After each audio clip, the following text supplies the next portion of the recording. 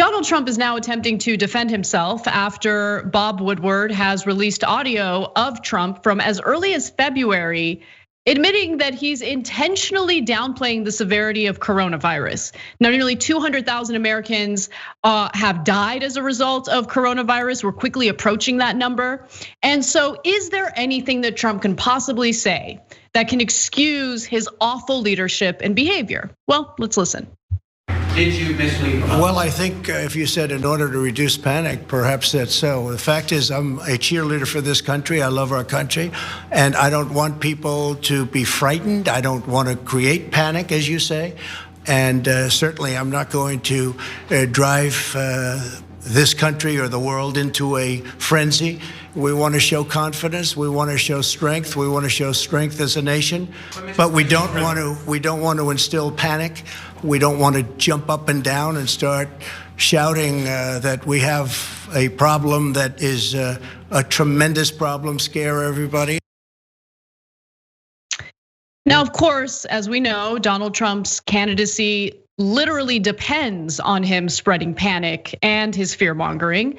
But I also want to note that even if he were concerned about the downsides of leading to panic in the country, there's a way to communicate factual medical information to Americans so they can keep themselves safe without panicking. Now, I want to share a snippet of a video that I saw last night. I thought it was excellent. It's done by Bo of the Fifth Column. I believe he has a Patreon page, so check him out. But he's a Southerner. And if you were to just come across his content, you might think that he's a Trump supporter, but he certainly spoke the truth in a recent video. Let's take a look.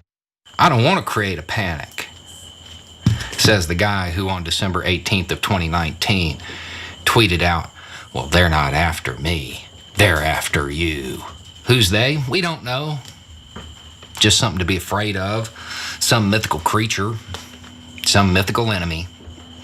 This is a man who fear-mongered so much, the American people are building a wall on the southern border and locking up toddlers over caravans that have been coming for years. Had people afraid of bathrooms, said the suburbs were gonna be destroyed. There's the deep state out to get them, shadowy dark forces. The stock market's gonna crash if he doesn't get reelected. Cities are gonna burn because Biden's gonna defund the police, and the American dream will be destroyed by low-income housing. Sounds like he wants to frighten people. You should check out that full video, it was excellent. Cenk, jump in.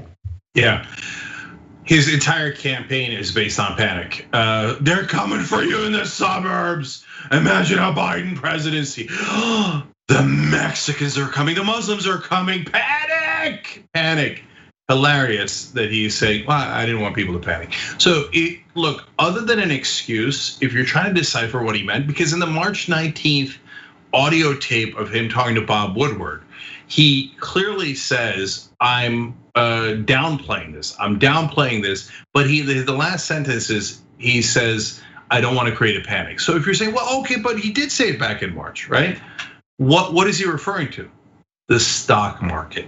He didn't want to panic in the markets because if the markets go down, he thought then his chance of winning the presidency was much, much lower. And remember, of course, he and most of his friends have tons of money in the stock market. So there was a couple of reasons why he didn't want the stock market to panic. You guys, panicking you is Trump 101. So it was actually a double whammy. It was, I'm gonna lie to the American people, pretend it's safe when I know for a fact it's not safe. I mean, he said that on February 7th, right? And but meanwhile, my whole objective is to not worry about your health, but to worry about the health of all of our financial assets. Guy's sick. Yeah, he really is. And you make such a great point, Cenk, about the stock market and what he really meant when he told Bob Woodward about not wanting to panic people. I actually hadn't thought about that perspective, and you're absolutely right, because just today, literally just today, the Trump campaign released an ad that's meant to make you panic. Take a look. This is a movement, I'm telling you. They're not gonna stop, and they should not. These people are tearing up our lives.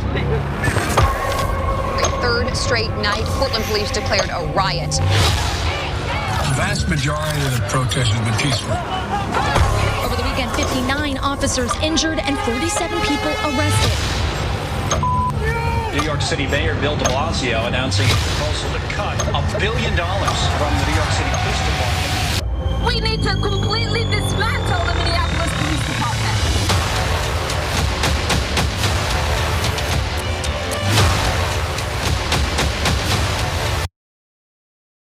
You guys get the picture. Trump loves panic. He thrives off of panicking people.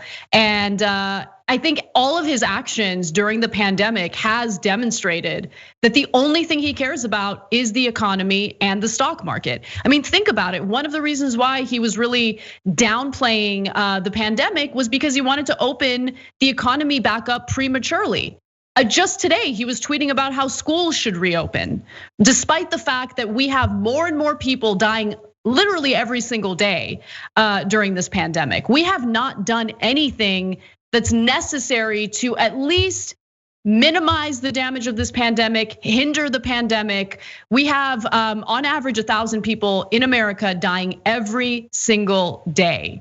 So it's not about avoiding panic. It's about being a scared little bunker boy who doesn't have the leadership chops to do what it takes to keep people safe, while also being a greedy pig who only thinks about the economy and how he can line his own pockets, period. You know what that ad was? That was basically mainlining panic. I mean, that was just directly into the main, like, look at this. By the way, she looks like it's a mugshot of all these people, and they put Kamala Harris in it.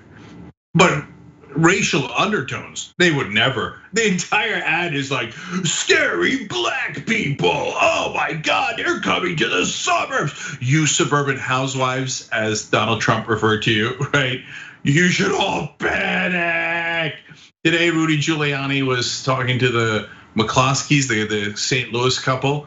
You know what he said? He said they were worried that they were gonna die, that they were gonna be burned to death and raped. The protesters had no weapons. They were totally peaceful. They were led by a future congresswoman.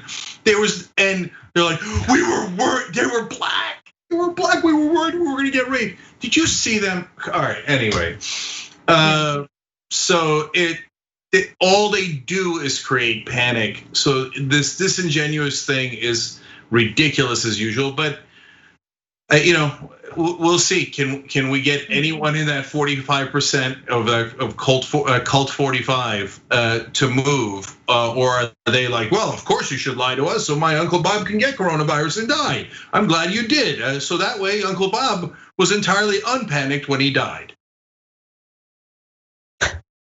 Yeah, it's really crazy.